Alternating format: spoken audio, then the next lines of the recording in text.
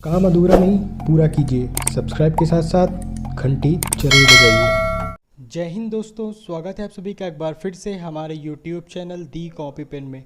तो अभी हम लोगों ने पिछले वीडियो में जो भारतीय संविधान का विकास क्रम था उससे संबंधित जो भी महत्वपूर्ण प्रश्न थे उन पर तो चर्चा कर ली थी, और आशा करता हूँ कि वो जो वीडियो है वो आपको ज़रूर पसंद आया होगा।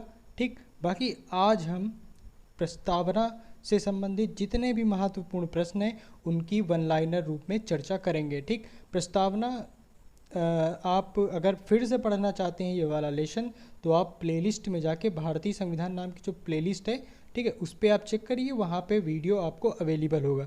ठीक, बाकी आप डिस्क्रिप्शन भी ज़रूर चेक कर लिया करें, वहाँ से आपको डायरेक्ट लिंक मिल जाएगी। ठीक, तो आज तो फिर चलते हैं वीडियो में। ठीक, लेकिन अगर आप चैनल पे नए हैं तो एक बार ज़रूर सब्सक्राइब करें चैनल को। तो शुरू करते हैं आज का वीडियो।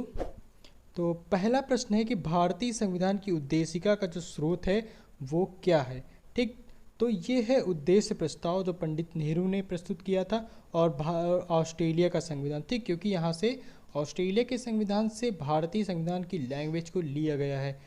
आगे है 42वें संविधान संशोधन 1976 द्वारा प्रस्तावना में कौन कौन से शब्द जोड़े गए। तो ये शब्द हैं समाजवादी, पंथ निरपेक्ष और अखंडता।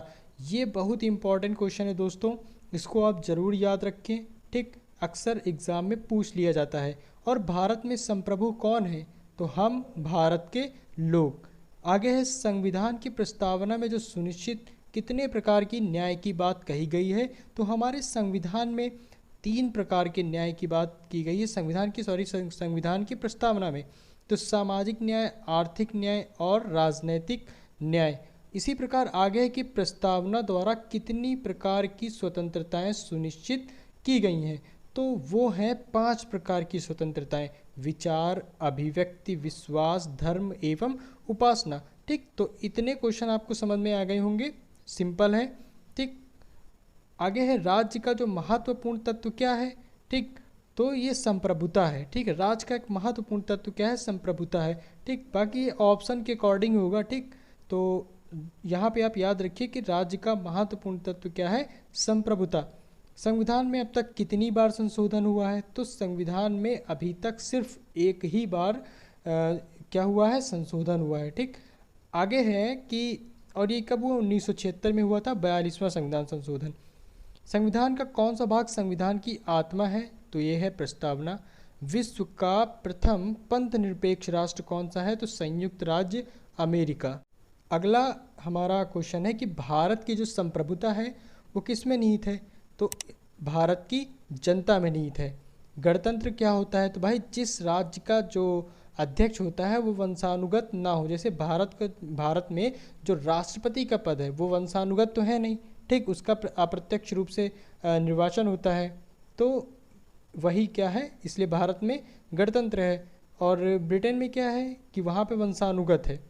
सामाजिक समता का अर्थ क्या है, तो इसमें है भेदभाव का अभाव। ठीक है, सामाजिक समता वही होगी जहाँ भेदभाव का अभाव रहेगा। और संविधान के किस भाग में घोषणा की गई कि भारत एक पंथ निरपेक्ष राज्य है, तो ये बात प्रस्तावना में कही गई है। आगे है संविधान किसके द्वारा स्वीकृत है, तो भारत की जनता द्वारा।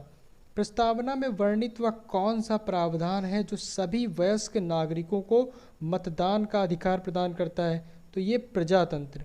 ठीक, प्रजातंत्र जिसमें जनता की महत्वपूर्ण भागीदारी होती है और मतदान का अधिकार भी वयस्क नागरिकों को प्रदान करता है। आगे है संविधान की कुंजी किसे कहते हैं, तो प्रस्तावना को संविधान की कुंजी कहते हैं।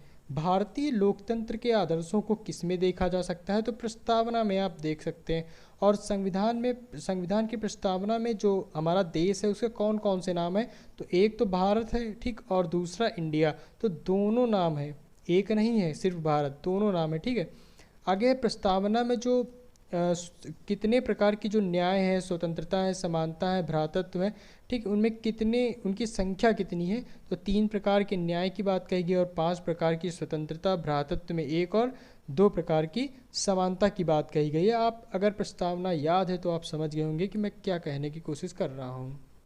किस वाद में सर्वोच्च न्यायालय ने संविधान के मूल ढांचे का सिद्धांत प्रतिपादित किया, तो केशवानंद भारती बना ये हुआ केशवानंद भारतीवाद हुआ था, ठीक। केशवानंद भारतीवाद या फिर कहीं कहीं लिखा मिल जाता है केशवानंद भारतीवाद बनाम केरल राज्य। तो ये 1973 में ये वाद आया था। तो इसी वाद में सर्वोच्च न्यायालय ने संविधान के मूल ढांचे का सिद्धांत प्रतिपादित किया था। धर्मनिरपेक्षता का अर्थ क्या होता है कि सभी धर्मों का महत्व स्वीकार करना है, सभी धर्मों के प्रति तटस्थ रहना। आगे भारत की संप्रभुता, एकता तथा अखंडता को बनाए रखने तथा उसकी रक्षा करने का प्रावधान किसमें है? प्रस्तावना में है, ठीक। और एक जरूरी बात कि आप लोग प्रस्तावना एकदम से याद कर लीजिए, ठीक। जुबान पे होनी चाहिए प्रस्तावना, कोई भी पूछे आप फटाक से उसको बता दीजिए। अगर प्रस्तावना आप याद रखेंगे तो उससे काफ़ी सारे प्रश्न आसानी से सॉल्व हो जाएंगे। किस वाद में पंथ निरपेक्षता को संविधान का आधारभूत ढांचा घोषित किया गया? ठीक, तो ये है एसआर बम्बई बनाम भारत संघ के वाद में। एक इसमें कथन है कि संविधान शरीर है तो प्रस्तावना उसकी आत्मा, प्रस्तावना आधारशिला है तो संविधान उस पर खड़ी अट्टालिका। ये सुभाष कश्यप जी का कथन है। आगे है कि संविधान, यहाँ पे जो कुछ शब्द दिए हुए हैं, ठीक, समाजवादी, लोकतंत्रात्मक, पंथ निरपेक्ष, संपूर्ण प्रभु संपन्न, इनको सही क्रम में लगाइए, ठीक।